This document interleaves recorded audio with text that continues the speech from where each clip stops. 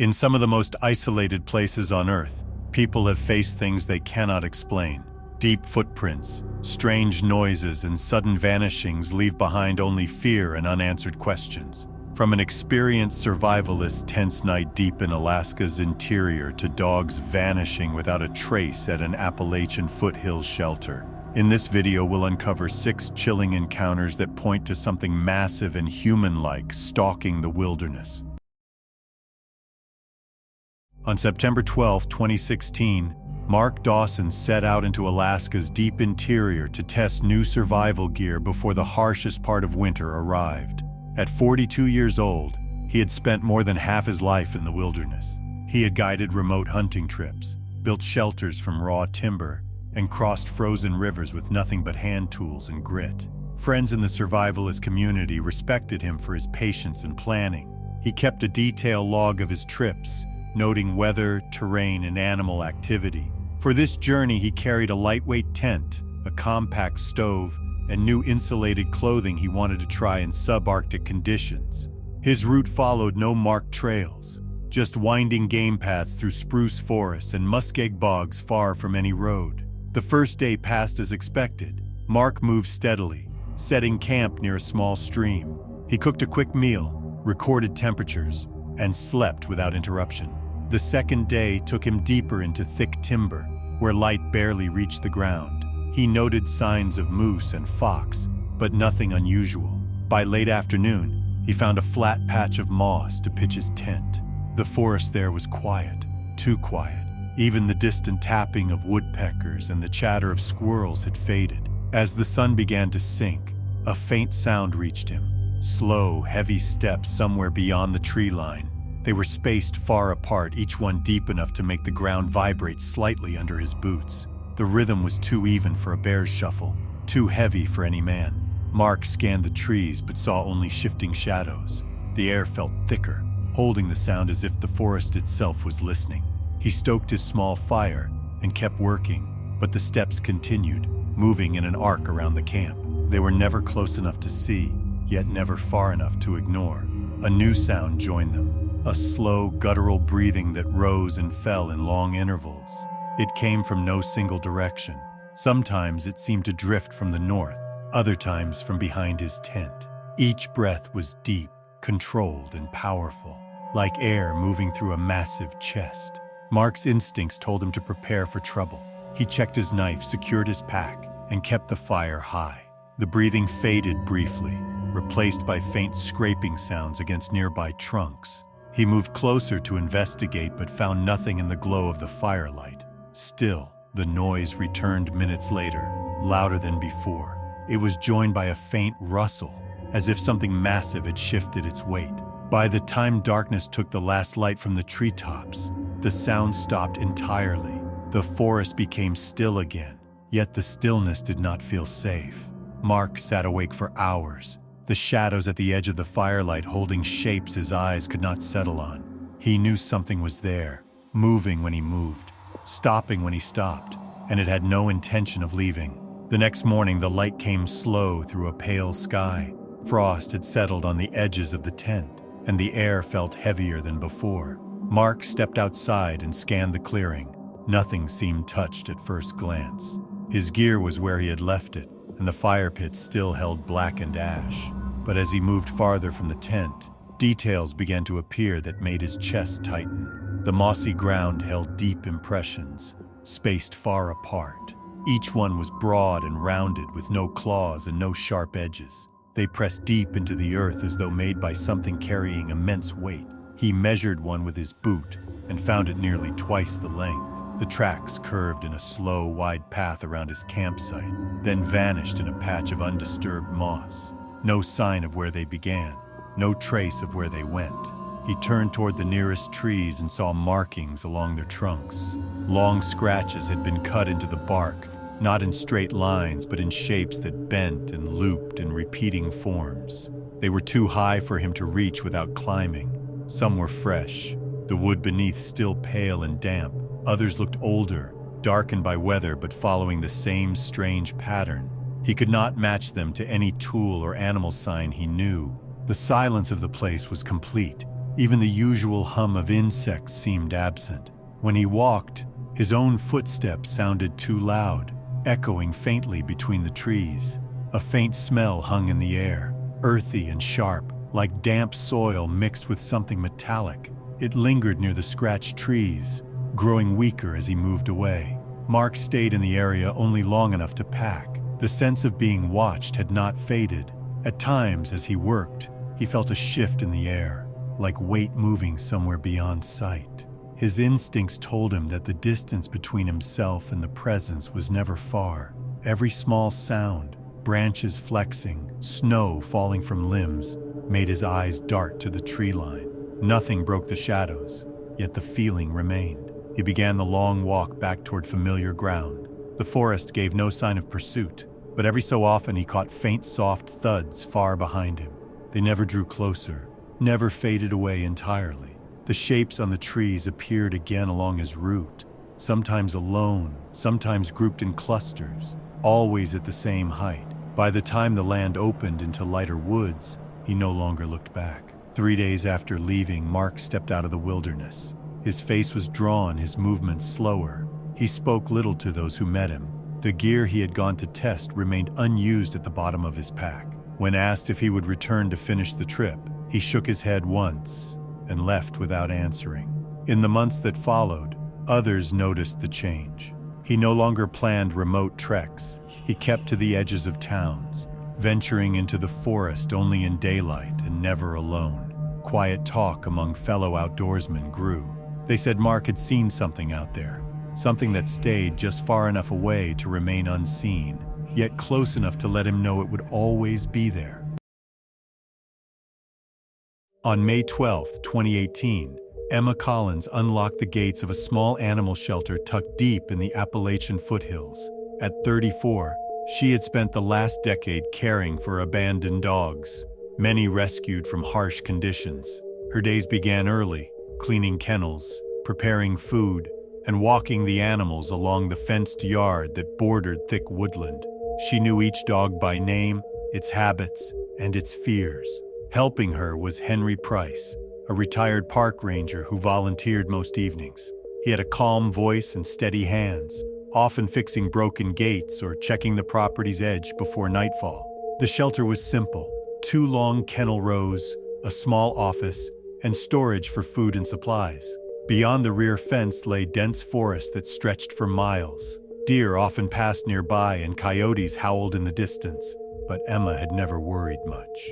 Security lights kept the yard bright at night, and heavy locks sealed the kennel doors. That month, strange things began to happen. It started with a missing hound one morning. The kennel door was closed and locked, yet the dog was gone. There were no signs of digging, no broken fence sections. Emma thought it might have been a mistake in logging new arrivals, but 2 nights later, another dog vanished. This time, she remembered hearing low, muffled growls during the night shift, followed by a steady, heavy tread circling the shelter. She had assumed it was a stray animal passing through and went back to her work. By the end of the week, 3 more dogs had disappeared. Henry searched the property each morning, finding nothing disturbed, except for odd impressions in the damp soil beyond the outer fence. They were enormous, over 20 inches long, shaped like a bare foot, but stretched and uneven. The depth of each print suggested something heavy had stood there, waiting. Emma reported the disappearances to local authorities. Officers inspected the shelter, noting the strange tracks but offering no clear answer. They suggested large predators or human theft, though neither seemed to fit. No claw marks, fur, or broken boards were found. No tire tracks marked the gravel road. Whatever was taking the dogs left no sign of entry or exit. Heightened security followed. Henry added more locks to kennel doors and installed extra lights near the yard. Emma kept a closer watch on the night shifts, listening for any sound outside the usual. But the noises returned. Deep, drawn-out growls that seemed to move slowly around the building. Footsteps followed, steady and heavy, pausing at intervals as if something was stopping to listen. One particularly dark night, the noises grew closer. The air felt heavy, and the dogs inside the shelter fell silent all at once. Not a bark, not a whine, just sudden, unnatural quiet. Emma felt the vibration of each step through the floorboards as something passed along the outer wall. The security lights flickered, then went out entirely. She stood frozen, straining to hear, but the sound stopped as suddenly as it began. When morning came, 2 kennels were empty. The doors to both kennels were still locked, and the latches showed no damage. Food bowls sat where they had been left the night before, untouched. The bedding was undisturbed, yet the dogs were gone. Emma walked the entire perimeter with Henry, searching for even the smallest clue. Beyond the fence, the wet soil once again held those same enormous impressions, pressed deep as though by something far heavier than a man. They formed a loose circle, not a trail, as if whatever made them had moved slowly around the shelter before vanishing into the trees. Authorities returned, took a few photographs, and repeated their earlier explanation of theft or animal attack. They did not linger long. When they left, Henry stood quietly at the edge of the fence, eyes fixed on the tree line. He said nothing, but his grip on the gate was tight. That night, Emma stayed awake in the office with every light on, her radio at hand. Hours passed without incident, but the stillness outside felt unnatural, as though the forest itself was holding its breath. By the end of the month, 6 more dogs had vanished in the same way. The pattern never changed. No signs of forced entry, no broken locks, and always those massive, rounded impressions in the damp earth nearby. Emma began to notice another detail. The ground around the prints was never scattered with leaves or debris, even on windy nights. It was as if the soil had been swept clean before the marks were left. The disappearances began to weigh heavily on the shelter staff. Volunteers stopped coming for late shifts. Some residents from nearby houses boarded up windows that faced the woods. A few moved away entirely. The shelter's outdoor play yard was no longer used, and every dog was kept inside once the sun dipped behind the hills. The quiet in the evenings grew heavier, broken only by the occasional thump of something distant moving between the trees. One evening in early June, Emma thought she saw movement at the far edge of the floodlight's reach. A massive shadow sliding between trunks, too tall to be any bear. She stood still until it melted back into darkness. That same night, 3 kennels were empty by morning. The prints found this time were deeper, spaced farther apart, as if whatever was moving had taken huge strides away from the shelter. By midsummer, there were fewer than half the original dogs left. Donations to the shelter slowed, and calls from the public became filled with fear rather than offers to help. Local whispers grew sharper. People spoke of an unseen creature that waited for its chance, taking only what it wanted and leaving nothing behind but silence. The shelter eventually closed its doors. The remaining animals moved to facilities far from the hills. Emma left town soon after, and Henry followed a month later. The building still stands, its empty kennels lined in dust. Weeds climb the fence, and the woods have crept closer. On damp mornings when the fog hangs low, the earth near the back fence still holds the shape of those same deep, rounded prints, fresh, as if something had returned to find the place it once circled. On March 12, 2024, Lisa Harper began her overnight delivery run from Redding to a small coastal town in Northern California. At 34 years old, she had spent nearly a decade driving long-haul routes, known among her peers for keeping a cool head through storms, icy roads, and sudden mechanical failures. She preferred the quiet of late-night drives, when the highways were mostly empty and the world felt like it belonged only to her and the engine. That night's trip was routine. Pallets of supplies secured in the trailer, fuel tank full, logbook up to date. The road she traveled wound through a dense stretch of forest where towering pines blocked most of the moonlight. Her headlights carved narrow beams ahead, catching glimpses of fog curling between the trees. The air was cold enough to frost the edges of her windshield. Her mind stayed focused on the steady hum of tires and the winding asphalt ahead. An hour into the run, she entered a particularly remote section where radio signals often failed. The highway curved gently before flattening into a long, straight stretch with no lights or signs for miles. That was when movement flickered in the corner of her vision. At first, she thought it was a deer breaking from the tree line, but what stepped onto the asphalt was unlike anything she had ever seen. The figure was massive, easily taller than the truck's cab, its outline dark against the weak glow of her lights. It moved with slow, heavy steps, crossing the road diagonally. Broad shoulders and long arms swung low, and each stride seemed to cover an unnatural distance. She had only seconds to react. Lisa slammed her foot down on the brake pedal, tires screaming against the pavement. The trailer shuddered behind her, swaying as the weight shifted forward, but there was no avoiding it. The front bumper struck the figure with a jarring impact, a deep, resonant thud that shook through her entire body. She felt the steering wheel jerk under her hands. A loud crunch followed. Then darkness swarmed at the edges of her vision. For a few moments, she was gone. When her senses returned, the engine was still running and idle. The headlights lit an empty stretch of road. No body lay ahead. No movement stirred in the forest. Her breathing was unsteady as she reached for the door handle and stepped out into the cold air.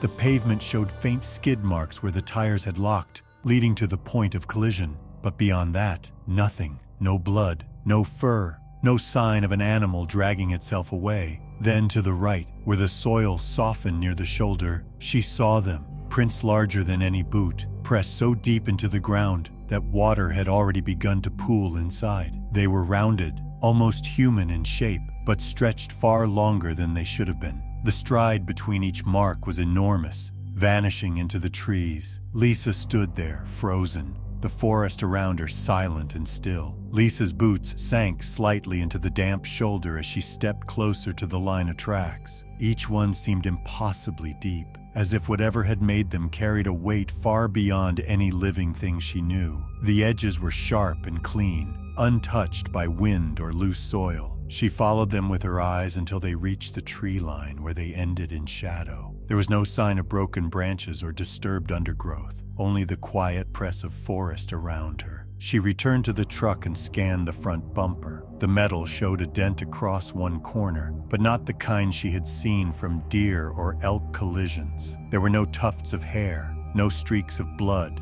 no cracked plastic or shattered lights. It looked as though the impact had been absorbed without tearing anything away from the shape she had struck. Even the grille remained intact, save for a faint scrape running diagonally, as if something hard and smooth had brushed against it. Her hands still shook as she climbed back into the cab and drove slowly to the nearest turnout. The headlights cut across thick pines as she parked and tried to steady her breathing. The forest around her stayed silent. No insects buzzed. No distant owls called. The air felt heavier than before, the kind of weight that settled into the chest and made each breath feel shallow. By the time she reached the next small town, the sky was lightening at the edges. She reported the incident at a local station, but the investigator on duty found nothing unusual. A second visit to the site hours later turned up no prints, only smooth, damp soil where she swore the marks had been. The skid lines from her tires were faint,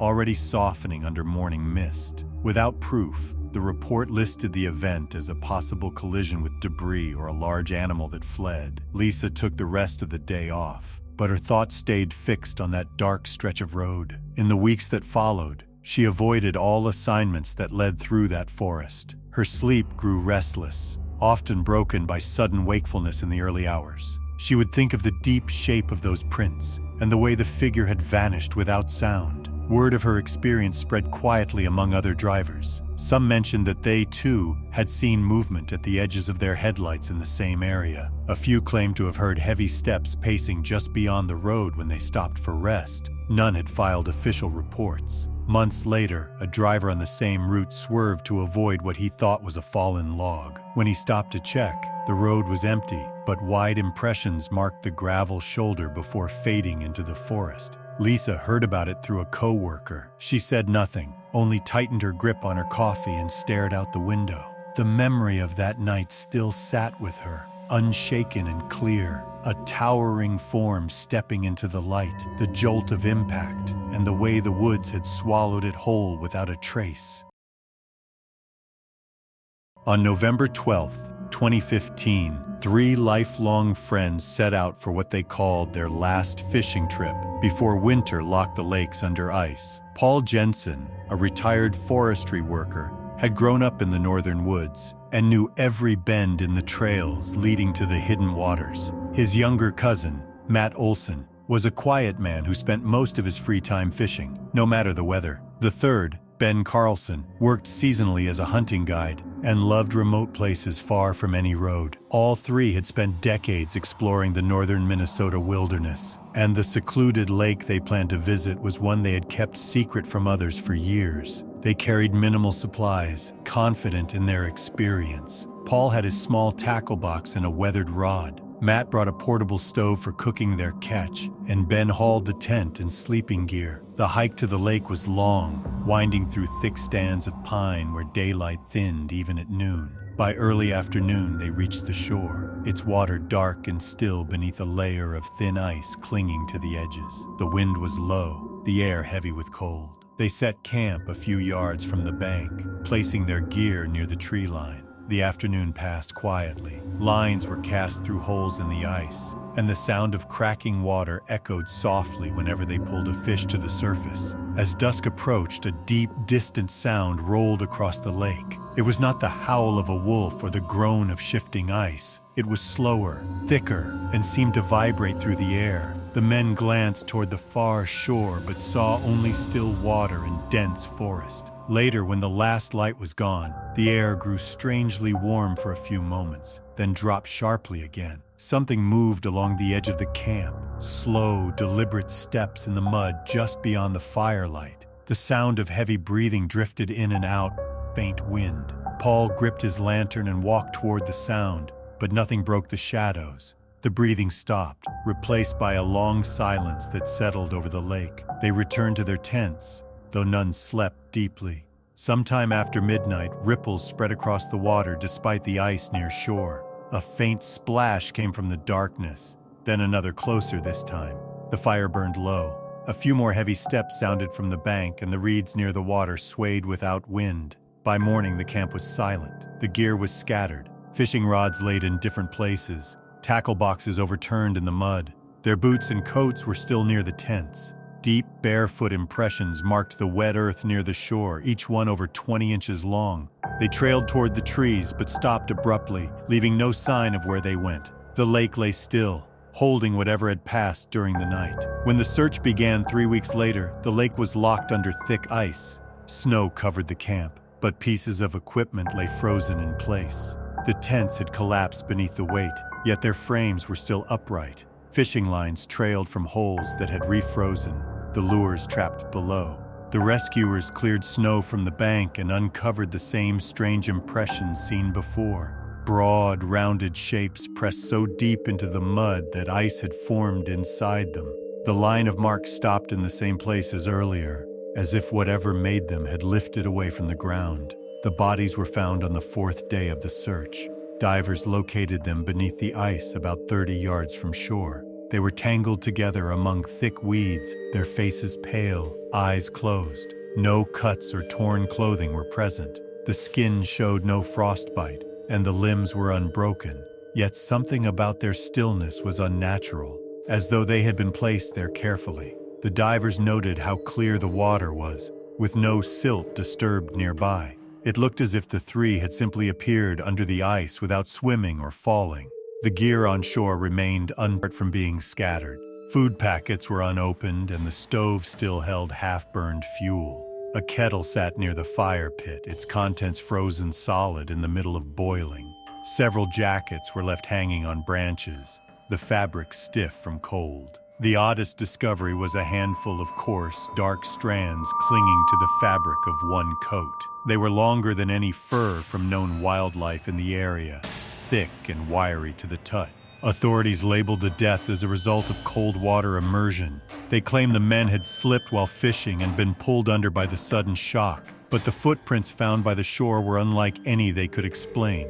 No official report mentioned them. The dark strands were removed, placed in a sealed bag, and not discussed again.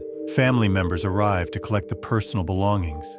They noticed the missing patches of fabric on the jackets where the coarse strands had been stuck. They also saw the deep grooves in the earth near the camp, as if something had moved slowly around the site before vanishing. Locals who visited later said the air by the lake felt heavier than in the forest beyond, and no sound carried across the water. Even the smallest branches near the bank seemed still. When the snow melted in early spring, the ground where the impressions had been remained bare. Grass grew back in the forest, but the edges of the lake stayed dark and wet. No one fished there that year, and those who walked near it said the silence made them leave quickly. The story spread quietly between towns. 3 skilled outdoorsmen gone without a sign of a fight, their camp left behind, and marks in the ground that ended in mid-step. Many believed something had risen from the water, moved without leaving a full trail, and returned unseen. The lake kept its secrets, but its stillness felt like a warning. On January 12, 2020, 3 longtime friends, Evan Blake, Liam Porter, and Chris Hale, met at a ski lodge deep in the Colorado Rockies for a weekend trip. Evan was the most experienced skier of the group, having spent winters tackling steep backcountry slopes since high school. Liam preferred more controlled runs but enjoyed the challenge when his friends pushed for riskier trails. Chris, newer to advanced skiing, was strong and confident, trusting the others to guide him safely. All 3 had planned the trip as a rare chance to spend time together away from work and routine. That night, the weather was clear but the temperature had dropped sharply. The air was dry, and the moon cast pale light across the mountains. The resort's main slopes were quiet, with only a few late skiers gliding down. The 3 decided to take one final run on a remote Black Diamond trail known for its sharp turns and long stretches of unlit forest. They moved in a close line, their headlamps casting narrow beams across the snow. Midway down the run, they slowed near a bend where the trail widened. The forest here pressed in close, with dark pines on either side. As they paused to catch their breath, a sound drifted through the trees. It was faint at first, like wind threading between branches, but then it grew sharper. They heard what seemed to be voices, sometimes light and quick, almost playful, then low and drawn out like a whisper close to the ear. The tone shifted, carrying no clear words, but the rhythm felt deliberate. The friends exchanged uneasy looks and stayed close together. The sound faded, replaced by a heavy stillness. No wind stirred the treetops. No small animals rustled the snow. They decided to keep moving but planned to stop again where Evan had left a spare jacket, Liam's backpack, and Chris's hat on a flat rock earlier. It was a habit from their daytime runs: lighten the load for speed, then collect items on the way back. When they reached the spot, something was wrong. The rock was bare. Several yards away in the fresh snow, the missing gear lay scattered. The jacket was ripped at the sleeve, the backpack straps were shredded, and the wool hat was torn nearly in half. Pieces of fabric were half buried in loose powder, as if dropped hastily. Around the scattered items were enormous impressions in the snow, barefoot shapes over 2 feet long, each one pressed deep into the powder. They circled the site, weaving in a loose ring around where the rock had been. The sheer size and depth of the marks made no sense. They showed no drag, no sign of claws, and no change in spacing. The trail of prints stopped suddenly at the tree line, vanishing into untouched snow. The air seemed even heavier now, as if the slope itself was holding its breath. No more sounds came from the forest. The friends gathered their torn belongings without speaking and pushed off quickly, skis cutting hard into the slope as they aimed for the lodge. The silence of the mountains followed them down. They reached the lodge breathless, their skis clattering against the wooden deck as they stepped inside. The warm air did little to settle the feeling that had followed them from the slope. The torn fabric and deep marks in the snow stayed fresh in their minds, sharp and clear as if carved there.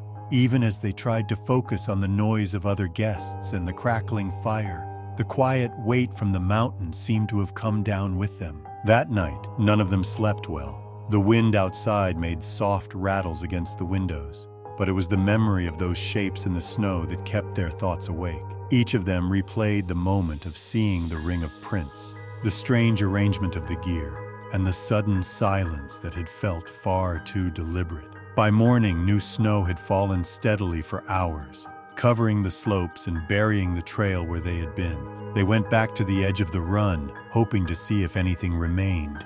The powder was untouched, smooth under the pale light of day. No torn straps, no scattered hat, no footprints. It looked like nothing unusual had happened at all. The mountain seemed almost calm, as if whatever had been there the night before had vanished completely. Resort staff listened when the group explained what they had seen, but gave only polite nods. They said it was possible that an animal had dragged the belongings and left strange marks when slipping in the snow.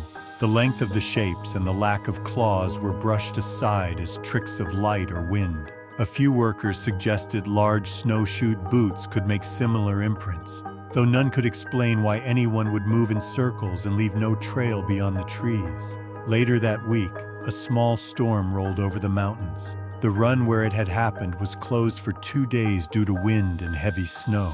When it reopened, the same stretch of trail felt different to those who skied it. Some guests said the air there was colder, even on sunny afternoons. Others claimed to hear faint sounds behind them as they passed, though no one was close enough to follow. Evan avoided the Black Diamond route for the rest of the trip. Liam stayed to easier slope. Chris chose to spend more time inside, watching the mountains from the safety of the lodge windows. None of them wanted to be near that bend again, not after knowing how quickly the quiet could shift. In the months that followed, they spoke little of the night. The memory stayed between them, not because they feared being believed, but because putting the details into words seemed to make it feel closer again. Some locals still talk about strange events in that section of the mountain. A lost scarf found high in a pine with no footprints below. Ski poles wedged into snow far from any marked trail. Faint impressions in the powder, wider and longer than any human step, seen in the early morning before lifts open. The explanations are always simple: wind, ice, tricks of shadow. But the stories continue. And though the prints from that night are long gone, the slope keeps its stillness. On certain evenings, when the temperature drops and the moonlight hits the powder just right, the bend where the rock once stood looks like it is waiting, not for snow, not for wind, but for the return of something that moved without sound and left its mark in a perfect circle. On September 14, 2017, in a small mountain village hidden deep within the Ural Range, 2 young cousins, Kirill and Anya, spent the morning playing near the forest edge. Kirill, 8 years old, was adventurous and quick to wander, while 6-year-old Anya followed closely, trusting his lead. They lived with their grandparents, Sergei and Lydia, who often took them on walks into the woods to gather mushrooms and herbs for the family. The couple had spent their entire lives in the area, knowing every bend of the trails and each patch of moss where edible plants grew. That day, the forest was quiet under a pale sky, the air carrying the faint smell of damp earth. Sergei carried a woven basket and a small knife for cutting stems, while Lydia stayed near the children, pointing out colorful leaves along the path. At first, everything felt calm. The sound of birds filtered through the trees, and patches of sunlight fell across the undergrowth. Kirill and Anya played a short distance away, skipping across fallen logs and collecting small pine cones. The grandparents kept them in sight while slowly working through a patch of mushrooms. As the hours passed, Sergei moved deeper into the grove, his eyes on the ground. Lydia followed, glancing toward where the children had been moments earlier. When she looked again, they were gone. She called out, and the only answer was the rustle of leaves far ahead. The couple dropped their baskets and began searching, moving quickly over uneven ground. It took nearly half an hour before they found the children sitting near the base of a large pine. Both looked pale and shaken, their clothes torn in places. Long red scratches marked their arms and legs, some running from elbow to wrist, others down their shins. The marks were too even to be caused by random branches. Neither child cried, but their eyes were wide and fixed on the dark space between the trees behind them. The ground near the pine was soft with moss, yet it bore deep impressions unlike anything Sergei had ever seen. Each print was enormous, easily more than half a meter long, with no claw marks and rounded at the toes like a human foot. The tracks circled the area in a slow, deliberate pattern before disappearing into a thicket where the light barely reached. When the grandparents tried to lead the children away, they resisted at first, glancing back repeatedly. Their small hands trembled in Sergei's grip. Lydia noticed the forest had grown unnervingly still. No bird calls, no distant wind, only the faintest sound of something low and guttural from far within the trees. It was not loud, but it carried a strange weight that seemed to press on the air itself. They quickened their pace, keeping the children close. The path back to the village felt longer than usual. Even as the sunlight brightened in open spaces, the unease did not fade. The marks on the children's skin stood out against their pale flesh, a reminder that something had been close, too close, and somewhere in the shadows behind them, the forest seemed to be holding its breath. As Sergei and Lydia led the children through the final stretch toward the village, the strange weight in the air followed them. Even when they stepped onto the open meadow, the silence clung to them like a shadow. Kirill and Anya walked without speaking, their faces pale and distant. The marks on their skin looked raw in the daylight, the lines too straight and too deep to come from anything simple. Lydia kept glancing behind, half expecting to see movement in the tree line, but nothing stirred. When they reached home, neighbors gathered quickly. Word spread fast in the small community, and soon a few men went to the forest edge to investigate. They returned before long, their expressions tight. They spoke of wide impressions in the moss where something heavy had stood, of patches where the earth seemed pressed down as if by great weight. The tracks were deeper than anything left by elk or bear, and they ended suddenly in a clear patch of ground, as if the maker had stepped away without leaving another mark. The children were taken inside and cleaned, their scratches washed with warm water. They did not resist, but their eyes kept drifting toward the windows. Neither reacted to questions, choosing instead to sit close to one another, their shoulders touching. As evening fell, they refused to leave the light of the single lamp in the main room. By the next day, the story had already taken root among the villagers. Some said the figure the children described matched tales passed down for generations, an old guardian of the deep woods that punished those who strayed too far. Others claimed it was something far older, a presence that appeared only when the forest was disturbed. None of them spoke these ideas to the authorities when they arrived. The officials examined the scratches and the site where the children had been found. They decided the wounds were from undergrowth and fallen branches, dismissing the rest as confusion and fear. The footprints were noted briefly, but no measurements were taken. For several days, Sergei avoided his usual mushroom trails. He kept the children within sight whenever they went outdoors. Lydia hung small charms above the door, an old tradition meant to keep away wandering spirits. At night, the family sometimes heard faint noises from the direction of the forest. They were too deep to be wind and too steady to be an animal's call.